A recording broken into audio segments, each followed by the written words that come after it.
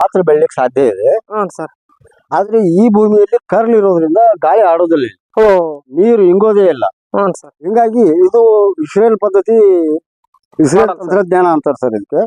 ಇದಕ್ಕೆ ನಾವೇನ್ ಮಾಡ್ಬೇಕಂದ್ರೆ ನಮಗ್ ಸೈಜ್ ಬೇಕಾದಂತ ಸೈಜ್ ಇಟ್ಕೊಂಡು ಇಂತ ಸಿಮೆಂಟಿನ ರಿಂಗ್ಗಳು 300 ರೂಪಾಯಿ ರಿಂಗ್ ಸಿಗ್ತದೆ ಸರ್. ಹ್ಞೂ ಸರ್. ಇಂಥವು 2 ರಿಂಗ್ಗಳನ್ನ ನಾವು ನಮ್ಮ ಸೈಜ್ ಇಟ್ಕೊಂಡು ಅದರಲ್ಲಿ ಬೇರೆ ಮಣ್ಣು, ಫಲವತ್ತಾದ ಮಣ್ಣು ತುಂಬಿ ಇದರಲ್ಲಿ ಈ ತರ ಬೆಳೆಯೋದ್ರಿಂದ ನಮ್ ಬೆಳೆ ಬೆಳೆಯಲಿಕ್ಕೆ ಸಾಧ್ಯ ಇದೆ. ಈಗ ನೋಡ್ರಿ, ಇದು 2.5 ವರ್ಷ 3ನೇ ವರ್ಷದ ಬೆಳೆ ಇದು. ಈಗ ಫ್ಲವರಿಂಗ್ ಶುರು ಆಗಿದೆ. ಮುಂದಿನ ವರ್ಷ ಒಳ್ಳೆ ಇಳುವರಿ ಬರ್ತದೆ. ಗಿಡಗಳು ನೋಡಿದಾಗ ಗೊತ್ತಾಗ್ತದೆ. ಇದು ಈ ತರ ಬೆಳೆದ್ರೆ ನಮ್ಮ ಬಂಜರು ಭೂಮಿ ನಮ್ಮ ಕರ್ನಾಟಕದಲ್ಲಿ ಅಥವಾ ನಮ್ಮ ದೇಶದಲ್ಲಿ ಸಾಕಾಗುವಷ್ಟು ಪ್ರಮಾಣದಲ್ಲಿ ಬಂಜರು ಭೂಮಿ ಇದೆ. ಅದು ಏನು ಬೆಳೆಯಕ್ ಸಾಧ್ಯ ಇಲ್ಲ ಅಂತ ಹಂಗೆ ಬೀಳ್ಬಿಟ್ಟಿದ್ದೀವಿ. ಅಂತದ್ರಲ್ಲಿ ಇಂಥ ಹೊಸ ತಂತ್ರಜ್ಞಾನಗಳನ್ನು ಬಳಸಿ ನಾವ್ ಇಂಥ ಏನಾದ್ರು ಬೆಳೆ ಬೆಳೆದ್ರೆ ಆ ಭೂಮಿನ ನಾವು ವೇಸ್ಟ್ ಮಾಡೋದ್ರಲ್ಲಿ ಅಲ್ಲಿ ಏನಾದ್ರು ಒಂದು ಲಾಭ ತೆಗಿಬಹುದು ಅಂತ ಹೇಳಿ ತೋರಿಸೋ ಉದ್ದೇಶದಿಂದ ರೈತರು ಇದನ್ನ ಮಾಡಿದ್ರೆ ಸಕ್ಸಸ್ ಆಗ್ಲಿಕ್ಕೆ ಸಾಧ್ಯ ಇದೆ. ಇಂಥ ಭೂಮಿ ಇದ್ದವ್ರನ್ನು ನಾವು ಈ ತರ ಪದ್ಧತಿಯಲ್ಲಿ ನಾವು ಇಂತಹ ರಿಂಗ್ಗಳನ್ನು ಅಳವಡಿಸಿಕೊಂಡು ನಮಗೆ ಬೇಕಾದಂತ ತಳಿಗಳನ್ನು ಇದರಲ್ಲಿ ನಾಟಿ ಮಾಡ್ಕೊಂಡ್ರೆ ಅದರಲ್ಲಿ ಬೆಳೆ ತೆಗೆದು ಆ ಭೂಮಿನೂ ನಾವು ವ್ಯವಸಾಯಕ್ಕೆ ಯೋಗ್ಯವಾಗಿ ಮಾಡ್ಕೋಬಹುದು ಸರ್. ಈಗ ಈ ರಿಂಗ್ ಹಾಕಿ ಕೆಳಗ್ ಮತ್ತೆ ಬೇರೆ ಹೋದ್ರೆ ಏನಾಗಲ್ಲ ಅಲ್ಲಿ, ಯಾಕಂದ್ರೆ ಈ ನಿಂಬೆ ಬೇರೆ ಏನಿದೆ ಅಲ್ಲ ಸರ್, ಇದು ತಂತು ಬೇರಿನ ಮೇಲೆ ಜೀವನ ನಡೆಸ್ತದೆ. ನಾವೆಲ್ಲ ಈ ಆಡು ಭಾಷೆ ಒಳಗೆ ಜವೆ ಬೇರು ಅಂತ ಅಂದ್ರೆ ಇದಕ್ಕೆ ತಾಯಿ ಬೇರು ಇರೋದಲ್ಲ ಸರ್, ತಂತು ಬೇರುಗಳು. ಇದ್ರ ಬೇರು ಬಹಳ ಅಂದ್ರೆ ಒಂದು ಅರ್ಧ ಅಡಿ ಅಷ್ಟೇ ಒಳಗಡೆ ಹೋಗ್ತದೆ, ಹಿಂಗ ಅಗಲಾಗಿ ಹೋಗ್ಬಿಡ್ತದೆ ಸರ್. ಹಿಂಗಾಗಿ ನಮ್ಗೆ ಈ ಬೇರು ಮೇಲೆ ಇರೋದ್ರಿಂದ ಈ ಖರಾಬು ಮಣ್ಣಿನ ಮೇಲ್ಮಟ್ಟದಲ್ಲಿ ನಾವು ಸಸಿಗಳ ನಾಟಿ ಮಾಡಿರೋದ್ರಿಂದ ಮೇಲೆ ನಾವು ಹೆಚ್ಚು ಕಡಿಮೆ ಒಂದು 2.5 ಅಡಿ ಎತ್ತರದವರೆಗೂ ರಿಂಗ್ಗಳು ಮಾಡಿಕೊಂಡು ಆ ರಿಂಗಿನಲ್ಲಿ ಒಳ್ಳೆ ಮಣ್ಣು ತುಂಬಿರೋದ್ರಿಂದ ಅಲ್ಲಿ ಮಟ್ಟ ಬೇರು ಹೋಗ್ತದೆ. ಅದಕ್ಕಿಂತ ಕೆಳಗೆ ಇಳಿಯಕ್ ಸಾಧ್ಯ ಇಲ್ಲ. ಹಿಂಗಾಗಿ ನಮ್ ಬೆಳೆ ಬಂದ್ಬಿಡ್ತದೆ ಸರ್. ಈಗ ಮಣ್ಣು ಪರೀಕ್ಷೆ ಮಾಡ್ತೀವಿ, ಮಣ್ಣು ಪರೀಕ್ಷೆ ಮಾಡಿದಾಗ ಮಣ್ಣು ಚೆನ್ನಾಗಿಲ್ಲ ಅಂದಾಗ ಈ ತರ ರಿಂಗ್ ಯಾವುದೇ ಬೆಳೆಯನ್ನು ನಾವು ಈ ತರ ರಿಂಗ್ ಇಟ್ಟು ಸ್ವಲ್ಪ ಮೊದಲಿಗೆ ನಮ್ಗೆ ಖರ್ಚು ಜಾಸ್ತಿ ಅನ್ಸುತ್ತೆ. ಆದ್ರೆ ಈ ತರ ಬೆಳೆದ್ಮೇಲೆ ನಮ್ಗ ಏನು ಬೆಳೆ ಭೂಮಿಯಲ್ಲಿ ಖರ್ಚು ಜಾಸ್ತಿ ಆದ್ರೂ ಪರವಾಗಿಲ್ಲ, ಬೆಳೆ ಬಂದು ಆಮೇಲೆ ನಮ್ಗೆ ಇದರಲ್ಲಿ ಖರ್ಚು ವಾಪಸ್ ತಕ್ಕೋಬಹುದು. ಈಗ ನಾವೇನ್ ಮಾಡಾಕತ್ತೀವಿ ಅಂದ್ರೆ ಸಾಕಾಗುಷ್ಟು ಭೂಮಿನ ಸೌಳು ಐತಿ, ಕರ್ಲ್ ಐತಿ ಅಂತ ಹೇಳಿ ಹಾಗೆ ಬೀಳ್ಬಿಡ್ತೀವಿ ಸರ್. ಅಲ್ಲಿ ಏನ್ ದನ ಮೇವು ಸತಿ ಬರೋದ್ರ ಬಿಡಪ್ಪ ಅದು ಬೇಡ ಅನ್ನೋ ಲೆಕ್ಕಕ್ಕೆ ನಾವು ಹಂಗೆ ಬಿಟ್ಬಿಟ್ಟಿದೀವಿ. ಅಂತ ಭೂಮಿನ ನಾವು ಇಂತ ಹೊಸ ತಂತ್ರಜ್ಞಾನಗಳನ್ನು ಬಳಸಿ ಉಪಯೋಗ ಮಾಡ್ಕೊಳ್ಳಿಕ್ಕೆ ಸಾಧ್ಯ ಇದೆ ಅಂತ ನಾನು ಇವತ್ತು ನಮ್ಮ ರೈತರೆಲ್ಲರಿಗೂ ತಿಳಿಸ್ಲಿಕ್ಕೆ ಇಚ್ಛೆ ಪಡ್ತೀನಿ ಸರ್. ಇದು ಇಳುವರಿ ಹೆಂಗ್ ಬರ್ಬೋದಾಗ ಸರ್? ಈಗಾಗಲೇ ಈ ಸಲ ಶುರುವಾಗಿದೆ. ಈ ಗಿಡಗಳು ನೋಡಿದಾಗ ನಮಗೆ ಒಳ್ಳೆ ಭೂಮಿಯಲ್ಲಿ ಇರ್ತಕ್ಕಂಥ ಗಿಡಗಳನ್ನೇ ಹೋಗ್ತಾ ಇದೆ. ಈಗಾಗಲೇ ಅಲ್ಲೊಂದು ಇಲ್ಲೊಂದು ಹೂ ಶುರು ಆಗ್ತಾ ಇದೆ. ಸರ್, ಈಗ 2 ವರ್ಷ ಕಂಪ್ಲೀಟ್ ಆಯ್ತಿದ್ದು, ಈಗ 3ನೇ ವರ್ಷ ರನ್ನಿಂಗ್ ಸರ್ ಇದು. ಈಗ ಎಲ್ಲ ಹೂ ಇದೆ. ಈ ತರ ಈ ಹೂ ಶುರು ಆಗ್ತದೆ. ಮುಂದಿನ ವರ್ಷ ಒಳ್ಳೆ ಇಳುವರಿ ಕೊಡ್ತದೆ. ಯಾಕಂದ್ರೆ ಇದು ಕೆಳಗಡೆ ಬೇರು ಹೋಗಿ ನಮ್ಗೆ ಏನಾದ್ರು ಧಕ್ಕೆ ಮಾಡ್ತಾ ಅನ್ನಂಗಿಲ್ಲ, ಏನಿಲ್ಲ ಸರ್. ಎಲ್ಲ ಮೇಲ್ಮಟ್ಟ ಇರೋದ್ರಿಂದ ನಮಗೆ ಮೇಲ್ಮಟ್ಟದಲ್ಲಿ ನಾವು ಫಲವತ್ತಾದ ಮಣ್ಣು ಹಾಕೊಂಡಿದೀವಿ. ಅಲ್ಲೇ ಬೇರುಗಳು ಇರ್ತಾವ. ನಾವ್ ಏನ್ ಪೋಷಕ ಕೊಟ್ರು ಅಲ್ಲೇ ಮುಡ್ತದ. ಹಿಂಗಾಗಿ ನಮಗೆ ಒಳ್ಳೆ ಇಳುವರಿ ಬರ್ಲಿಕ್ಕೆ ಸಾಧ್ಯ ಇದೆ ಸರ್. ಈಗ ನಮ್ದೇನ್ ಪ್ರಶ್ನೆ ಅಂದ್ರೆ, ಈಗ ಗೊಬ್ಬರ ಕೊಡೋದ್ ಹೆಂಗ, ಆಮೇಲೆ ನೀರ್ ಕೊಡೋದ್ ಹೆಂಗ? ಈಗ ನಾವು ಈಗ ಹೊಸ ತಂತ್ರಜ್ಞಾನ ಇರೋದ್ರಿಂದ ಈಗ ನಾವು ಡ್ರಿಪ್ ಮುಖಾಂತರ ನೀರು ಕೊಡ್ತಕ್ಕಂತ ಒಂದು ವ್ಯವಸ್ಥೆ ಮಾಡ್ಕೊಂಡಿದ್ದೀವಿ. ಡ್ರಿಪ್ ಮುಖಾಂತರ ಇವಕ್ಕೆಲ್ಲ ಈಗ ನಮಗೆ ಡ್ರಿಪ್ಗಳು ಸಾಕಾಗುಷ್ಟು ನಮೂನಿಯ ಡ್ರಿಪ್ಗಳು ಸಿಗ್ತಾವ್ರಿ. ಈಗ ಇದು ಕೆಲವು ಡ್ರಿಪ್ಪರ್ಗಳು 4 ತಾಸಿಗೆ 4 ಲೀಟರ್ಲಿಂದ 24 ಲೀಟರ್ ನೀರು ಬೀಳುವಂತ ಡ್ರಿಪ್ಪರ್ಗಳು ಸಿಗ್ತಾವ. ನಾವು ಈಗ ಹೆಂಗ ಗಿಡ ದೊಡ್ಡದಾಗ್ತದೆ, ಎಷ್ಟು ನೀರ್ ಜಾಸ್ತಿ ಬೇಕಾಗ್ತದೆ ಅಂತ ಹೊತ್ತಿನೊಳಗೆ ನಾವು ಆ ಸೈಜಿನ ಡ್ರಿಪ್ಪರ್ಗಳು ಬಹಳ ಸಸ್ತ ಸಿಗ್ತದೆ. 2-2.5 ರೂಪಾಯಿ ಡ್ರಿಪ್ಪರ್ ಸಿಗ್ತದೆ. ಒಂದ್ ಗಿಡಕ್ಕೆ ನಾವು 24 ಲೀಟರ್ ಅಂದ್ರೆ ಒಂದು 2 ತಾಸು ಹೊಡೆದ್ಬಿಟ್ರೆ 50 ಲೀಟರ್ ನೀರು ಒಂದ್ ಗಿಡಕ್ಕೆ ಸಿಗ್ತದೆ. ಅಂತ ಡ್ರಿಪ್ಪರ್ ಹಾಕೊಂಡು ನಾವು ಈ ಇಂತ 16 mm ಲ್ಯಾಟ್ರಲ್ಸ್ ಅಥವಾ 18 mm ಲ್ಯಾಟ್ರಲ್ಸ್ ಸಿಗ್ತದೆ. ಅಂತ ಲ್ಯಾಟ್ರಲ್ಸ್ ಮುಖಾಂತರ ನಾವು ನೀರ್ ಬಿಟ್ಕೋಬಹುದಲ್ಲ ಸರ್? ಸರ್ ಗೊಬ್ಬರ ಸರ್, ಈಗ ಗೊಬ್ಬರ ಎಲ್ಲಾ ಬಯೋ ಪದ್ಧತಿ ಒಳಗೆ ಗೊಬ್ಬರಗಳನ್ನು ಬಂದಿದ್ದಾವೆ. ಆಮೇಲೆ ಇನ್ನೊಂದ್ ಏನಂದ್ರೆ ಲಿಕ್ವಿಡ್ ಪದ್ಧತಿ ಒಳಗೆ ಅಂದ್ರೆ ನೀರಿನ ಮುಖಾಂತರ ಕೊಡ್ತಕ್ಕಂತ ಗೊಬ್ಬರಗಳನ್ನು ಬಂದಾವ.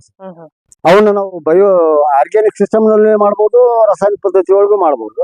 ಆದ್ರೆ ನನಗನ್ಸಿದ ಮಟ್ಟಿಗೆ ಈ ಆರ್ಗ್ಯಾನಿಕ್ ಪದ್ಧತಿನೇ ಬಹಳ ಶ್ರೇಷ್ಠ ನಮ್ಮ ನಿಂಬೆಗೆ. ಯಾಕಂದ್ರೆ ಈಗ ಸರ್ಕಾರಿ ಗೊಬ್ಬರ ಅವೆಲ್ಲ ಹಾಕೋದ್ರಿಂದ ರೋಗಗಳಿಗೆ ತುತ್ತಾಗ್ತಾವ ಗಿಡಗಳು. ಅದ್ರ ಬದಲಾಗಿ ನಾವು ಇವತ್ತಿನ ದಿನ ಈ ಗೋಕೃಪಾಮೃತ ಜಲ ಇದೆ, ಡಿಕಾಂಪೋಸರ್ ಇದೆ, ಆಮೇಲೆ ಡಾಕ್ಟರ್ ಸಾಯಿಲ್ ಅಂತ ಬರ್ತದೆ, ಆಮೇಲೆ ಜೀವಾಮೃತ ಇದೆ. ಇಂಥವನ್ನ ನಾವು ಫಿಲ್ಟರ್ ಮಾಡಿ ಡ್ರಿಪ್ ಮುಖಾಂತರ ಮುಟ್ಟಿಸಿದ್ರೆ ಆರಾಮಾಗಿ ನಾವು ಇದರಲ್ಲಿ ಬೆಳಿತೀವಿ. ಸರ್, ಈಗ ನಾವು ಅಂದ್ರೆ ಮಣ್ಣು ನೀರು ಪರೀಕ್ಷೆ ಮಾಡಿ ಗುಣಮಟ್ಟ ಇಲ್ಲ ಅಂದಾಗ ಅಳವಡಿಸಬಹುದು ಸರ್. ಹೌದು ಸರ್. ಸಾಲು ಗಿಡ ಏನಾರ ಈಗ ನಾವಿದು ಖರಾಬ್ ಭೂಮಿ ಆಗಿರೋದ್ರಿಂದ ಸರ್ ಇದನ್ನ 10 ಫೀಟಿಗೆ ಒಂದ್ ಸಾಲು ಇಟ್ಕೊಂಡಿದ್ದೀವಿ. 10 ಫೀಟಿಗೆ ಸರ್. 10 ಫೀಟಿಗೆ ಒಂದ್ ಸಾಲು, ಸಸಿಯಿಂದ ಸಸಿಗೆ 10 ಫೀಟು, ಸಾಲಿಂದ ಸಾಲಿಗೆ 10 ಫೀಟ್ ಮಾಡ್ಕೊಂಡಿದ್ದೀವಿ. ಸಾಲಿನ ಸಾಲ್ 10 ಸರ್, ಚೆಕ್ ಚೌಕ್ ಸರ್. ಚೌಕು. ಅದನ್ನೇ ನಾವು ಒಳ್ಳೆ ಭೂಮಿ ಒಳಗಾದ್ರೆ ಇದು ಡಿಸ್ಟೆನ್ಸ್ ಕಡಿಮೆ ಆಗ್ತದೆ. ಯಾಕಂದ್ರೆ ಇಲ್ಲಿ ಮೇನ್ ಮೊದಲನೇದಾಗಿ ಏನು ನೆಲದಲ್ಲಿ ಬೆಳೆದಾಗ ಏನು ಬೆಳೆಯೋದಿಲ್ಲ ಅಂತದ್ರಲ್ಲಿ ಇಲ್ಲಿ ಮೇಲೆ ಬೆಳೀತು ಅನ್ನೋ ಉದ್ದೇಶಕ್ಕೆ ಇದು ಒಂದು ಹೊಸ ಒಂದು ಪ್ಲಾನ್ ಹಾಕೊಂಡು ಇದನ್ನ ಸಣ್ಣ ಸೈಜ್ ಇಟ್ಕೊಂಡು ಮಾಡ್ತೀವಿ. ಮುಂದೆ ಇದು ಚಲೋ ಆಯ್ತಂದ್ರೆ ಮುಂದಿನ ರೈತರಿಗೆ ನಾವು ಇನ್ನೂ ಸ್ವಲ್ಪ ದೂರ ಇಟ್ಕೊಂಡು ಬೆಳೆ ಮಾಡ್ಲಿಕ್ಕೆ ಹೇಳಲಿಕ್ಕೆ ಸಾಧ್ಯ. ನೋಡ್ರಿ ಸ್ನೇಹಿತರೆ, ಇದು ಒಂದು ಇಸ್ರೇಲ್ ಮಾದರಿಯ ಪದ್ಧತಿ ಅಂತ. ಯಾಕೆ ಕಾರಣ ಏನಂದ್ರೆ ಇದು ಭೂಮಿ ಜೌಳಾಗಿರುವಂತ ಪ್ರದೇಶ, ಏನು ಹಾಕಿದ್ರು ಬೆಳೆಯಂಗಿಲ್ಲ ಅಂತ ಪ್ರದೇಶದಲ್ಲಿ ನಾವು ಹೊಲದಲ್ಲಿ ಬೆಳಿಬೇಕು. ನಮ್ಮ ಕೈಲಿ ಏನು ಬೆಳೆಯಕ್ಕಾಗಲ್ಲ ಅನ್ನೋ ಹೊಲದಲ್ಲಿ ಬೆಳೆಯೋದು ಯಾವ ತರ ಅಂತಂದ್ರೆ ಇದು ಇಸ್ರೇಲ್ ಮಾಡಲ್. ಇಸ್ರೇಲ್ ಮಾಡಲ್ ಸ್ವಲ್ಪ ಮೊದಲೇ ಖರ್ಚಾಗುತ್ತೆ. ಯಾವ ತರ ಈ ತರ ರಿಂಗ್ ಹಾಕ್ಬೇಕು, ರಿಂಗ್ ಹಾಕಿ ಅಲ್ಲಿ ಮಣ್ಣೆಲ್ಲ ಫಲವತ್ತಾದ ಮಣ್ಣು ತಂದು ಹಾಕಿ ನಾವು ಸಸಿ ನಾಟಿ ಮಾಡಿದ್ರೆ ನಮ್ಗೆ ಒಂದು ಒಳ್ಳೆ ಬೆಳೆ ಬರ್ತಾ ಅಂತ ಅನ್ನೋದು ಒಂದು ಈ ರೈತರ ಒಂದು ಕಾನ್ಸೆಪ್ಟ್. ಈ ಇನ್ನೂ ಅವ್ರದ್ದು ಮತ್ತೇನಾದ್ರು ವಿಶೇಷ ಇದ್ರೆ ಅವ್ರನ್ನ ಕೇಳೋಣ. ಅಲ್ಲಿವರೆಗೆ ಯಾವುದೇ ಕಾರಣಕ್ಕೂ ನಮ್ಮ ಚಾನಲ್ ಸ್ಕಿಪ್ ಮಾಡ್ಬೇಡ್ರಿ. ಯಾಕಂದ್ರೆ ಬಹಳಷ್ಟು ಮಾಹಿತಿಗಳು ಒಂದೊಂದ್ಸರಿ ಸಣ್ಣ ಸಣ್ಣ ವಿಚಾರದಲ್ಲೇ ಬಿಟ್ಟು ಹೋಗ್ಬಿಡ್ತವೆ. ಅದು ಬಿಟ್ಟು ಹೋಗ್ಬಾರ್ದು ಸರ್. ಇನ್ನು ನಮ್ಮ ರೈತರಿಗೆ ಏನ್ ಹೇಳ್ಬೋದು ಸರ್ ಇದು? ಸರ್, ಈಗ ನಾವೆಲ್ಲ ಏನ್ ಮಾಡ್ತಾ ಇದೀವಿ ಅಂತಂದ್ರೆ ಸಣ್ಣ ಬೆಳೆಗಳಲ್ಲಿ ಹೋಗ್ತಾ ಇದೀವಿ. ಅಲ್ಪಾವಧಿ ಬೆಳೆಗಳನ್ನು ಬೆಳಿತಾ ಇದ್ವಿ, ಮೆಕ್ಕೆಜೋಳ, ಸೂರ್ಯಕಾಂತಿ ಅಂತದನ್ನು ಬೆಳಿಬಾರ್ದಂತಲ್ಲ. ಯಾಕಂದ್ರೆ ಎಲ್ಲರೂ ಬರೀ ಪ್ಲಾಂಟೇಶನ್ ಮಾಡ್ಕೊಂಡು ನಾಳೆ ನಮ್ಮ ಹೊಟ್ಟೆ ಜೀವನಕ್ಕಾಗಿ ನಮ್ಮ ಆಹಾರ ಬೇಕಾಗ್ತದೆ, ಅದು ಅವಶ್ಯಕತೆ ಇದೆ. ನಮ್ಮ ಹೆಚ್ಚಿನ ಭೂಮಿ ಇದ್ದವರು, ಇಂಥ ಖರಾಬ್ ಭೂಮಿ ಇದ್ದವರು ಅಂತ ಭೂಮಿಗಳಲ್ಲಿ ಈ ತರ ರಿಂಗ್ ಪದ್ಧತಿ ಮಾಡ್ಕೊಂಡು ನಾವು ಬೆಳೆ ಬೆಳೆದ್ರೆ ಆ ಭೂಮಿನೂ ನಾವು ಬೇಸಾಯಕ್ಕೆ ಅಳವಡಿಸ್ಕೊಂಡಂಗೆ ಆಗ್ತದೆ. ಅದ್ರ ಜೊತೆಗೆ ಆ ಭೂಮಿಯಲ್ಲಿ ಏನಾದ್ರೂ ಒಂದಿಷ್ಟು ಆದಾಯ ತಗೊಳ್ಳಿಕ್ಕೆ ಅನುಕೂಲ ಆಗ್ತದೆ. ನಿಂಬೆ ಏನಿದೆ ಅಲ್ಲ, ಸರ್ವಸಾಧಾರಣ ಒಂದು ಗಿಡಕ್ಕೆ ವರ್ಷಕ್ಕೆ 2,000ದಿಂದ 10,000 ಕಾಯಿ ಬಿಡ್ತದೆ. 10,000 ಕಾಯಿ ಬಿಡ್ತದೆ. 2,000ದಿಂದ 4 ವರ್ಷದ ನಂತರ ಗಿಡದ ಆಯುಷ್ಯ 40 ವರ್ಷ ಇರ್ತದೆ ಬೀಜದಿಂದ ಹುಟ್ಟಿದ್ದು. ಈಗ ನಮ್ಮ ಗಿಡ ಬೆಳವಣಿಗೆ ನಾವೇನು ಸಸಿ ಹಾಕಿದ್ಮೇಲೆ 4ನೇ ವರ್ಷದಿಂದ ಸರಾಸರಿ ಪ್ರತಿಯೊಂದು ಗಿಡಕ್ಕೆ 1 ವರ್ಷಕ್ಕೆ 2,000 ಕಾಯಿ ಮಿನಿಮಮ್ ಬಿಟ್ಟೇ ಬಿಡ್ತದೆ. ಲಾಸ್ಟ್ ಎಲ್ಲಿವರೆಗೂ ಬಿಡ್ತದೆ ನನಗೆ ಲೆಕ್ಕಾಚಾರದ ಪ್ರಕಾರ, ನಾವೆಲ್ಲ ಲೆಕ್ಕ ಮಾಡಿದ ಪ್ರಕಾರ ಒಂದು ಗಿಡದಿಂದ 10,000 ಕಾಯಿ ತನಕ ಕೇಳ್ಬೋದು ಸರ್. ಇದು ಎಷ್ಟು ಗುಂಟೆದಾಗಿರ್ಬೋದು? ಇದು ಒಂದು 2 ಗುಂಟೆ ಹೊಲ ಐತೆ ಸರ್. 2 ಗುಂಟೆ. ಎಷ್ಟು ಸಸಿ ಕುಂತಿರ್ಬೋದು? ಇದು 100 ಗಿಡ ಕೊಡಿಸಿದ್ದೀವಿ ಸರ್. ಒಂದು 100. ನೋಡ್ರಿ, ಕೇವಲ 2 ಗುಂಟೆಲ್ಲ ಅಂದ್ರೆ ಯಾವತ್ತು ನಾವು ಏನೋ ಮಾಡ್ಬೇಕಾದಾಗ ಜಾಸ್ತಿ ಕೈ ಸುಟ್ಕೊಂಡ್ಬಿಡ್ತೀವಿ.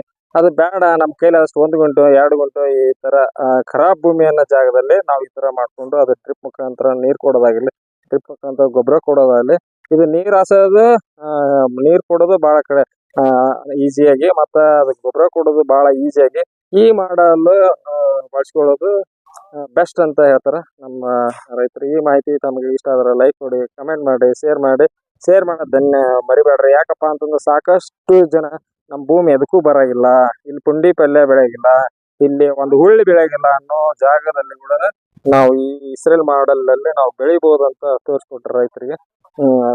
ವಿಡಿಯೋ ಶೇರ್ ಮಾಡಿ, ಕಮೆಂಟ್ ಮಾಡಿ, ಲೈಕ್ ಕೊಡಿ.